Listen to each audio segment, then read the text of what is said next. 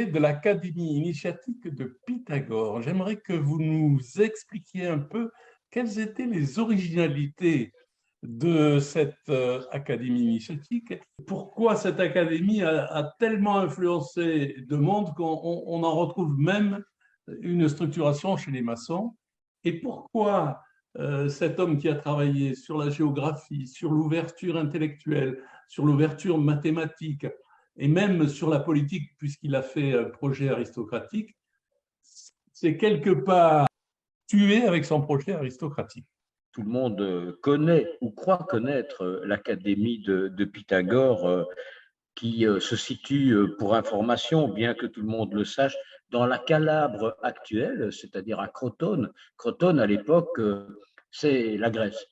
Et ce pauvre Pythagore est un monsieur qui aujourd'hui passerait pour un surdoué, et il est particulièrement intéressé par un culte à mystère qui est l'orphisme.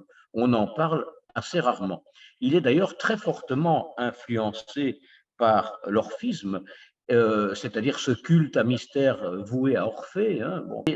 Mais il ambitionne de réformer cet orphisme. Ça, c'est une des directions de Pythagore. L'autre direction, c'est que Pythagore veut comprendre l'univers, parce que les Grecs à l'époque sont dans le chaos. Ce chaos aussi bien dans leur vie civile, parce que tous les petits royaumes grecs se font la guerre, donc dans la vie quotidienne c'est le chaos, et sont dans le chaos par rapport à la spiritualité. Et donc ils ne rêvent que d'une chose, les Grecs, c'est de mettre de l'ordre dans le chaos. D'où cette expression qui traverse le temps, ordo ap chaos. Pythagore, non seulement veut réformer l'orphisme, veut comprendre l'univers, mais il l'explique. Pour lui, tout est mathématique. Et aujourd'hui, d'ailleurs, même les joueurs de billard doivent leur jeu et leur calcul à Pythagore. Les constructeurs doivent un certain nombre de calculs à Pythagore. Et si certains pensent encore que l'univers est un immense polyèdre, c'est à Pythagore qu'ils le doivent. Cet homme réforme la pensée de son époque, et ça ne va pas plaire à tout le monde, parce qu'on a toujours tort d'avoir raison avant les autres. On va parler des sociétés antiques à mystère. Et alors, il y en a trois qui sont connus, assez bien connus, Éleusis, Mithra, Eucate. Alors, il y en a une société qui est moins connue, bien qu'elle ait eu un succès chez les militaires extraordinaire, c'est Mithra. Alors, question qu'on peut se poser, pourquoi Mithra a eu un tel succès chez les militaires romains? Parce que les militaires romains ne supportaient pas l'échec, et que le message qui passait à travers Rome, je parle de la Rome impériale bien évidemment, parce que la République, juste avant, c'était à peu près pareil, mais avec moins de force d'impact. Dans l'armée romaine, il fallait vaincre. D'ailleurs, tout dans l'imagerie romaine impériale envoie un message clair à tout le monde: craignez-nous. Alors, deux raisons, pour faire court, hein. Deux raisons. D'abord, comme l'armée romaine ne supporte pas l'échec, il faut que l'homme puisse parvenir à vaincre tout, y compris la lumière, le jour et les éléments. Donc, le sol invictus, le soleil invaincu, c'est ce machin qui revient quotidiennement et qui inquiète les hommes, qui les intrigue et qui les pousse à chercher des explications. Pourquoi le soleil? Pourquoi la lune? Tout ça, ce sont des choses que même les Mésopotamiens se demandent pourquoi elles existent. Et donc, le culte de Mithra va consister dans le sous-sol. Ça se passe en sous-sol et on doit régler ce sol invictus par un sacrifice de taureau. Tout le monde connaît l'histoire. Mais Mithra, c'est surtout dans la pénombre, retrouver la lumière, retrouver la vie, retrouver le renouveau du sol invictus. En fait, ce qui est invaincu, c'est l'homme, c'est la pensée de l'homme, et ça traverse le temps.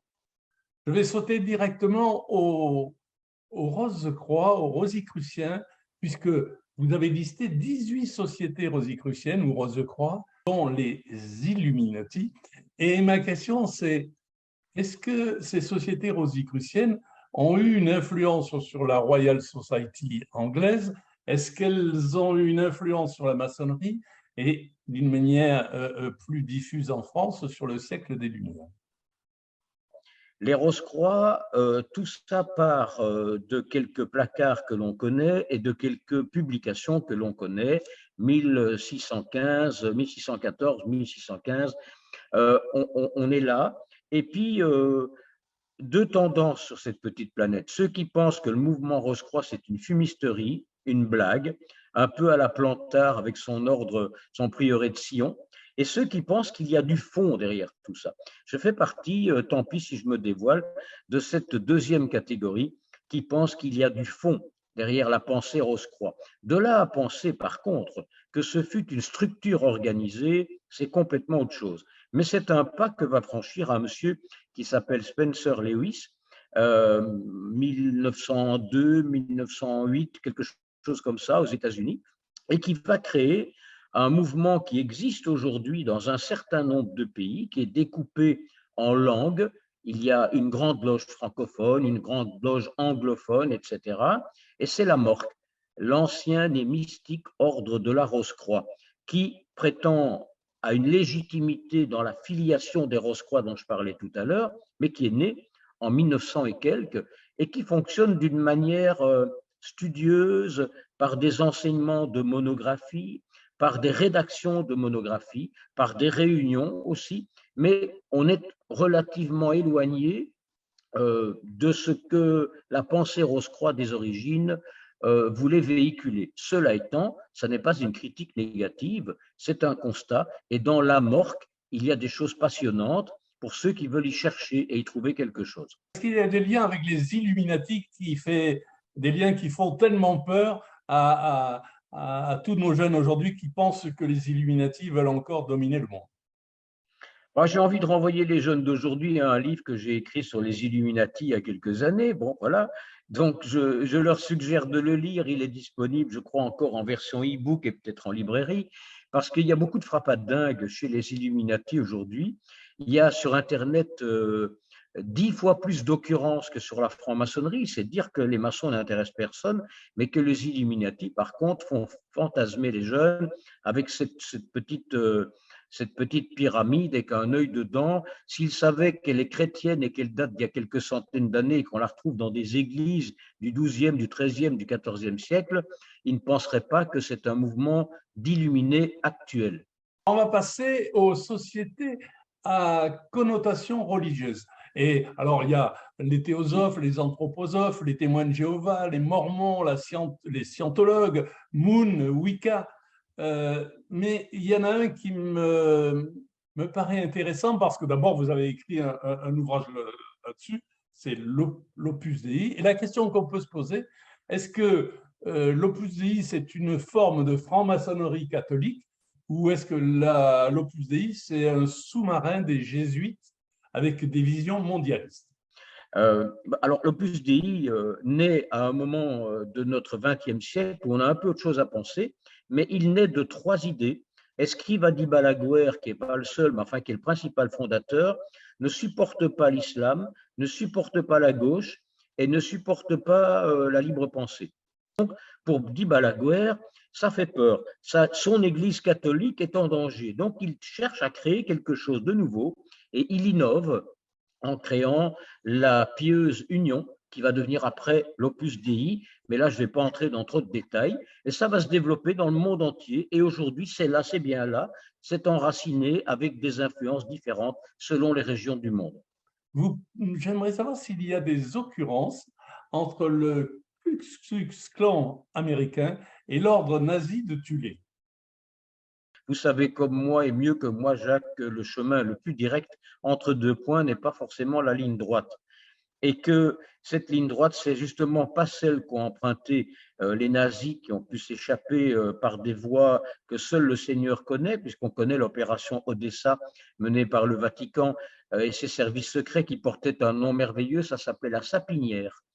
Et grâce aussi à une organisation que vous avez citée dans votre précédente question, qui sans elle, ça n'aurait pas été possible, pour les nazis de l'époque de s'échapper vers des paradis merveilleux où jamais il ne pleut et où aujourd'hui on voit apparaître dans des pays d'Amérique latine des chefs d'État qui, par exemple, portent des noms extrêmement espagnols. Je ne sais pas, moi je prends au hasard Kirchner, ça ne fait pas très très espagnol, mais bon, voilà, il y en a d'autres comme ça. Alors, le Ku Klux Klan, c'est un mouvement qu'on connaît bien, qui fait peur aux États-Unis, qu'on a cru mort et qui ne l'est pas. Par contre, entre le Ku Klux Klan qui se permettait de défiler dans les avenues aux États-Unis il y a quelques dizaines d'années, oui, plus que ça, et le Ku Klux Klan d'aujourd'hui qui ne compte plus que quelques milliers de personnes, on ne parle plus du tout de la même chose. Mais par contre, le Ku Klux d'aujourd'hui se traduit dans un mouvement suprémaciste américain, blanc, intolérant, raciste, et a pénétré les milieux sociopolitiques américains et se manifeste d'une manière politique dans un mouvement qui s'appelle All Right, c'est-à-dire non pas tout est bien, mais bon bref, c'est une société nouvelle, c'est un peu les électeurs de Trump, si je peux me permettre des propos un peu osés. On termine sur justement l'invasion politico-économique avec les cercles économiques récents, Bilderberg, Club de Rome, Davos, trilatéral. Oui. Quel a été leur rôle sur la construction de l'Europe, d'après vous, et ont-ils des visées d'ordre mondial? D'abord, juste pour rappel, le groupe Bilderberg naît en 1954. Pourquoi? Comment? Il naît à un moment où les États-Unis s'inquiètent de l'avenir et de leur prédominance économique. On n'est pas très très loin de la mise en œuvre du plan Marshall qui fonctionne, qui rapporte beaucoup de sous aux États-Unis, qui se crée un nouveau marché après nous avoir sauvés de l'enfer nazi. Pas tout à fait vrai, ils nous ont sauvés de l'Empire soviétique parce que si les historiens avaient la gentillesse d'être corrects, ils diraient que dès 1943, on savait que les Allemands avaient perdu, mais par contre, Staline avançait comme un rouleau compresseur. Donc, ils nous ont peut-être sauvés de Staline, mais pas forcément de Hitler. On n'aurait pas parlé allemand, on aurait peut-être parlé russe en France. Enfin bref, c'est une autre histoire. On crée donc le groupe en 1954 aux Pays-Bas, dans un hôtel, pour ça qu'il s'appelle Bilderberg, l'hôtel s'appelle comme ça.